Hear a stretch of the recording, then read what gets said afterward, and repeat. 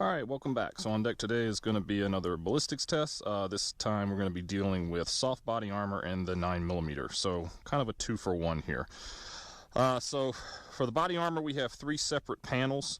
All of these are level 3A, all are new manufactured. Starting out we have what's a backpack panel. This is from Botach Tactical. This is a polyethylene ballistic panel. It's fairly thin, about 1/4 of an inch, but it's not the most flexible. It's actually made to put in a backpack, but it's fairly affordable, and it's level 3A. We also have some AR500 armor. This is the Rimelig level 3A. Again, this is actually pretty flexible, more like what you would find in a normal ballistic vest. And we have the AR500 level 3A Hybrid. This also says special threat tested, 44 Magnum at 1430 FPS and 357 SIG at 1470 FPS. This is the most flexible of the panel, of all the panels, but it seems like it might be the most ballistic resistant. But we'll find out. This has a varying different types of fibers in it and whatnot. The Rimelig, I believe, is a more affordable type of soft body armor. I'm not exactly sure what the composition is, but they're all NIJ level 3A rated. So what we want to do is we want to try to see if we can perforate these panels with a 9mm. Interest in this comes along with the fact that pistol caliber carbines and whatnot are becoming more and more popular, and of course body armor is becoming more and more prevalent nowadays, and very affordable and fairly easy to get. So we're not going to shoot these with what they're rated for, because that's kind of a waste of time. What we want to see is can we perforate them, and of course if we can, then, well, that's going to be pretty interesting. If we can't, then it's going to show just how ballistic resistant modern body armor is becoming. So we have 2 different loadings to try in the 9mm. We have the Underwood Ammo 90 grain Extreme Defender. This is the plus P version. It is rated at 1475 FPS. And we have the 65 grain variant. Again, plus P Extreme Defender. This one's rated at 1800 FPS. What we want to try to do is we're going to use 3 different barrel lengths. I'll decide how I'm going to actually do this, because I may start out with the MP5, and if I get a penetration with that, then scale down. If I don't get penetration with that, then there's no point in going to the shorter barrels. But we do have MP5. It's roughly a 9-inch barrel. We have our Gen 5 Glock 19. This is running a factory Glock threaded barrel, so this is a 4.5-inch barrel, so this will be equivalent to a Glock 17. This is also the traditional polygonal rifling. And we have a Gen 4 G26, again, standard Glock barrel in it. So we'll see what happens. We'll see if we get perforation or penetration, then we'll scale it down all the way to the Glock 26 and see what happens. If it stops the longer barrel, then, like, again, there's no point in shooting up panels, because obviously if it stops the longer, it'll stop the shorter. But we'll go ahead and get this set up and get this going. Okay, real quick, I'll show you the setup. What we have is just 3 1-gallon water jugs behind the body armor to give it some backing. And also, if we penetrate the body armor, we'll see just how much effect we had. And then we have a catch box here in the back in case we get through all 3 jugs if we get a penetration. We're also going to run the chronograph. Hopefully I've covered everything with the shirt here, so hopefully it'll keep the water from splashing and it won't affect the chronograph. We get some chronograph readings. Also, I forgot to state, this particular panel from Botach is under the Battle Steel brand. It's a Botach brand, just for those that were wondering. I think I forgot to mention in the intro. But first up, we're going to go ahead and hit this with the 90 grain Extreme Defender from the MP5, and then we'll go from there. So let's go ahead and see what happens. Alright, MP5 90 grain Extreme Defender plus P from Underwood. 16-17. Alright, let's go take a look. Alright, so we have our hit here, and alright, that definitely stopped the round. Pretty impressive. It's far exceeded what it's rated for. Fairly large back face deformation. You can definitely see this is polyethylene. And we shattered our first smoke jug, but we didn't pierce into it. That's just from blunt force trauma, if you would. But keep in mind, this armor is supposed to be in a backpack. That's kind of the idea of it. So for it to be able to stop a threat that far in advance of the rating is already pretty impressive. But we're going to go ahead and hit it with the 65 grain and see if that extra velocity is too much for this to handle. But that actually looks pretty good. I'm surprised that did as well as it did. All right, I'll get this set back up and we'll hit this again. All right, we're set back up. We have the 65 grain Extreme Defender loaded, the MP5. Here we go.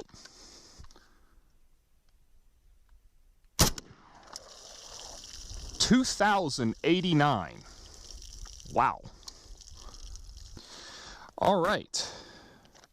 Well, I have to say, the back face deformation is pretty extreme, but it did stop the round. That's really, really impressive.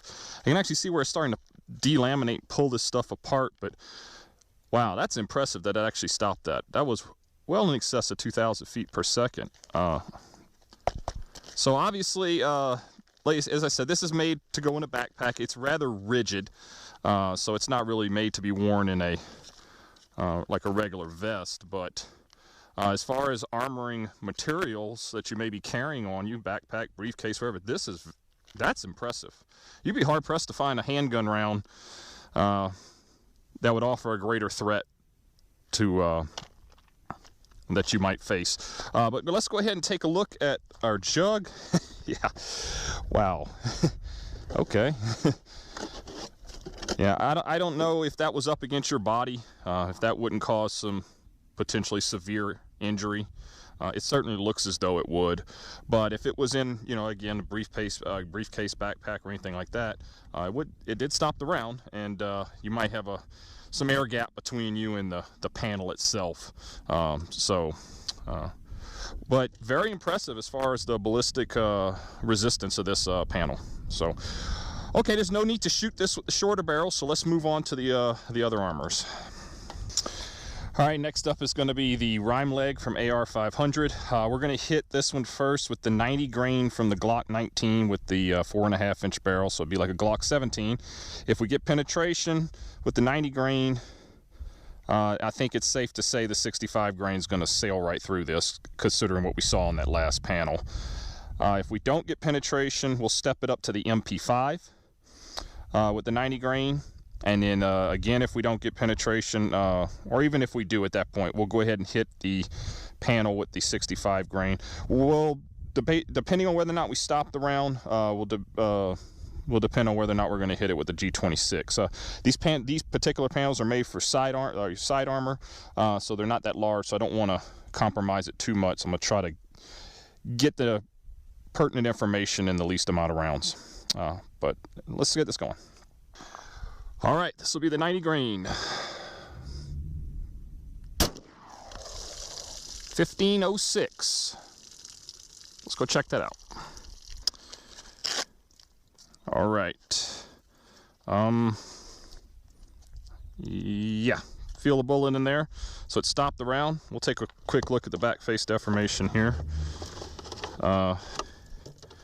Yeah, not as bad as we saw earlier, but yeah, survivable. Okay, so it stopped that out of the 19, so there's no point using the 26 with that. We'll step this up to the MP5, and then we'll come back and we'll hit this, I guess, with the 65 grain. But 1,506 feet per second, solid copper round. That's definitely this is supposed to be, I think, the more affordable plate, so that's pretty darn good already, right out the gate. But let's go ahead and see what it can really take. All right, 90 grain from the MP5. 1592. Let's go check it out. All right, so significantly more back face deformation. However, I do feel a bullet in there.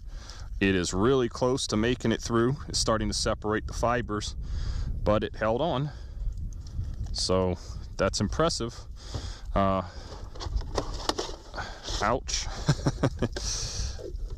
But survivable, or should be anyway.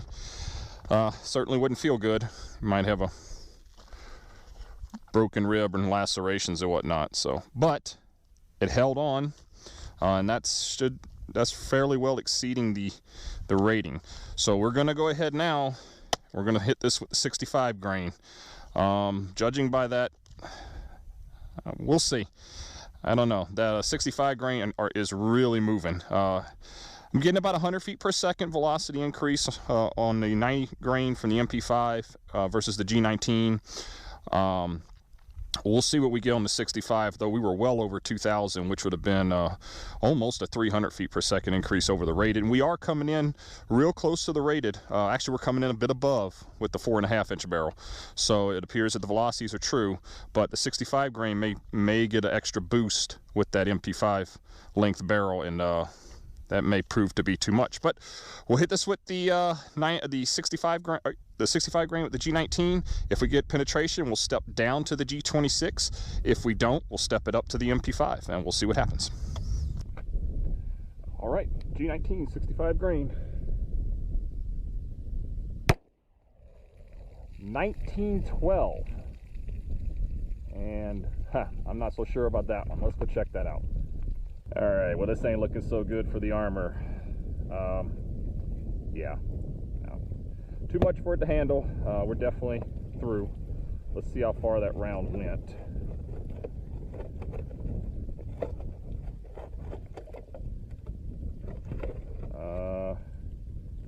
Okay, yeah, looks like we have an exit on jug 1. Yep, we're into 2, 3, and it looks like we're in the catch block. I'll dig around there and see if I can find it. All right, so there's the projectile. I actually found it in the shirt that was encapsulating the jugs. So that's 3 full jugs of penetration. So there's no doubt that that would have been lethal, or a potential to be lethal. Since this blazed through with 19, there's no point in hitting this with the MP5. So let's go ahead and see what happens with the G26. See if the little bit of reduced velocity is enough to allow the panel to defeat this round, or if this is just a bridge too far for this particular armor. All right, this will be a 65 grain from the G26. 1767. All right, and again, this is not looking good for the armor. Yeah, looks like we went through. Let's go ahead and see.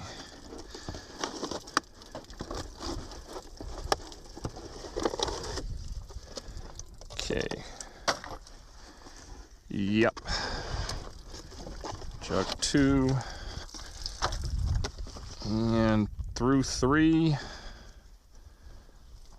And let's see. All right, I gotta dig around for it again. Oh, look at that.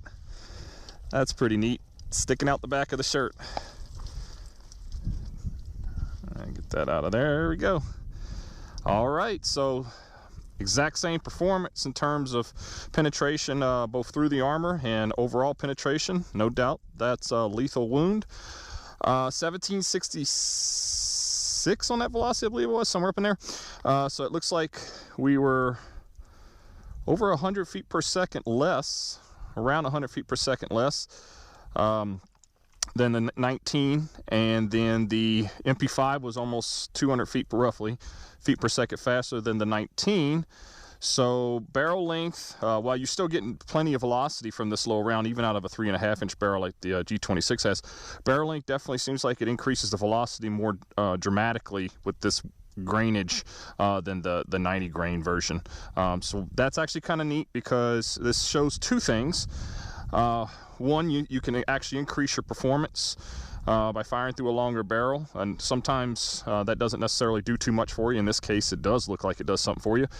But it also shows if you're firing with a pistol caliber carbine, longer range shot, your round slowing down over distance, so you can see even at this lower velocity of in the 1760s, if you're starting out at almost 2,000 to 2,100 feet per second, this will be the equivalent impact. This was the equivalent impact of that round, say at, I'd have to do the math on it, but probably between 25 or 50 yards. But there you go. All right, we have the 1 panel left, which is the hybrid, which is a special threat rated. I think we're just going to go ahead and hit that one with the 65 grain version, because I we'll see. If we stop the 65 grain, we know we don't need to do the 90 grain. If we get perforations with the 65 grains, we'll switch to the 90 grains. But I got a feeling that one's going to be a tougher panel. So, but we'll see what happens. All right, we're just going to start with the MP5 of the 65 grain round. If this penetrates, then we'll step it down to the G19.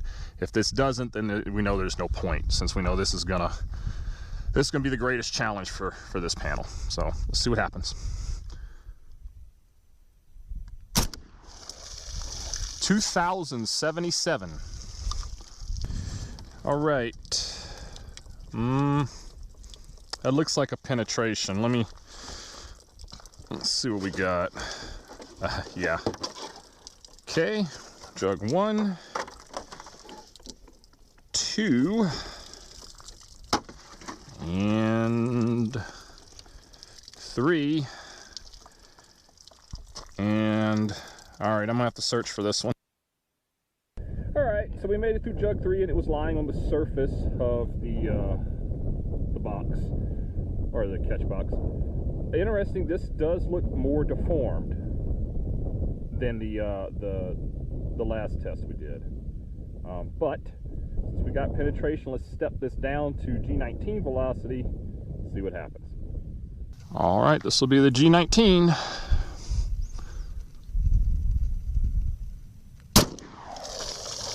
$19.16. All right, so it does appear we did stop the projectile. In fact, I know we did, because I have the projectile. I was lying in between the different fibers in here. You can see there's different types of fibers in here. It separated them and looked like it almost wanted to come through. There was only a couple layers left, but it was sufficient to stop the round. So this goes to show how velocity can impact the performance of these rounds on body armor. That was about 170-ish, I think, feet per second difference. Roughly, anyway, between the MP5 and the Glock 19 with the 4.5-inch barrel. So that does show that increasing velocity sometimes can have a fairly dramatic effect on the outcome of the testing, especially when you're dealing with penetrating armor, which is good to see. At least from the using this loading, that you can increase performance by increasing the barrel length, because a lot of times that's not necessarily always the case, and you just end up with a more unwieldy weapon. In this case, it does appear to do that. However, what this says is this is actually a really high quality armor panel. The fact that it stopped this round at over 1900 feet per second is really impressive. I'm not surprised that the 70-ish feet per second impact got through. But I actually am a little surprised it stopped the 1900 feet per second impact. That's excellent performance, far in excess of what this is rated, and it just goes to show how the new fibers and whatnot, while lightweight and flexible, are really stepping up the game in terms of protection quality of ballistic panels. In the past, I have shot Kevlar vests, just older school woven Kevlar and whatnot, and even the Extreme Penetrator, the 115 grain rounds, have sailed right through those. So it really does show the difference in the fibers and the technology that's going into making soft body armor these days. So we'll go ahead and take this back to the truck. We'll do a little tabletop on the tailgate there and wrap this up. All right, so some final thoughts. Well, one, our 9mm Underwood ammunition performed as advertised. In fact, it exceeded the performance as advertised, which is good. That's a good thing. You guys know in the past I've tested some Underwood 10mm ammo, and we've had some off days with that stuff. But the 9mm always seems to perform and is consistent. So that's a good thing. Secondly, I wanted you to see here, I don't know if you can, how well you could see this, the round that penetrated the rime leg versus the round that stopped in the hybrid and in the one that did penetrate. You can see there's a noticeable difference in the deformation. So that hybrid panel, with whatever materials they're using, definitely is doing a better job at deforming these types of projectiles, slowing them down and stopping them. I have to say I'm a little surprised that any of these panels were able to stop that 65 grain from the MP5. I really thought that round was just going to be too much for a 3A rated soft body armor. Granted, this battle steel is more of a semi-soft body armor. It does have flex to it, but it's not really what you would wear in a vest. But some excellent performance as far as its ballistic protection. And then the soft body armor, the Rimelig, I'm actually impressed that that was able to stop the 90 grain, because that is the lower cost option, or a lower cost option in the AR500 line. So for it to be able to exceed its rating by that much is nice to see. Now, not too surprising, it couldn't stop the 65 grain stuff, but it is what it is. And for the hybrid, to be able to stop the 65 grain from the Glock 19, again, that's impressive performance, but not too surprising that the MP5 was able to slip around through. So what's the takeaway here? Well, you know, in the past, when I do my test, particularly with 10 mil, I have a tendency to, when I use my hand loads, to kind of load somewhere in the middle a lot of times. That's because, based on my testing and what I'm trying to achieve, terminal performance-wise, expansion, penetration, so on and so forth, more velocity doesn't necessarily mean better performance. And sometimes it's hard to strike that kind of a balance. However, in this case, more velocity seems to increase performance across the board. And so it is advantageous, actually, to get as much out of this as you can. And it's really good to see both the specs on this ammunition being true from Underwood and the increase in velocity we're getting from the different barrel lengths. It does potentially enhance your performance to have a longer barrel, where sometimes it doesn't really do anything for you. So if you have that 16-inch Ruger carbine or something like that, it doesn't necessarily make for a more effective, ballistically, it doesn't make for a more effective weapon. It just makes for a longer weapon. However, in this case, it does look like barrel length does have a noticeable effect in a positive direction. So that's interesting to see too. So definitely going to do some more testing in the future with this ammunition, because I'm very curious to, I've done testing in the past with it, a little bit on camera. I've experimented with this, and this is a round that I do have on hand for niche applications, but I'm looking to maybe see if this doesn't move into my everyday application over traditional rounds such as the HST. But for now, these results are both impressive from the armor's point of view as well as the projectile point of view. So pretty cool. We'll see what more we can do down the road. So if you like this kind of content, guys, and you haven't already done so, please like and subscribe. Share the video, helps the channel out. Let me know what you guys maybe want to see done with this, within reason, of course. But, you know, throw me some ideas. I have some ideas too. We'll see when we can get around to actually making this stuff happen. But again, like, subscribe, share the content. Comment down below. Let me know what you guys think. But as always, please keep your comments professional. I'll see you guys next time.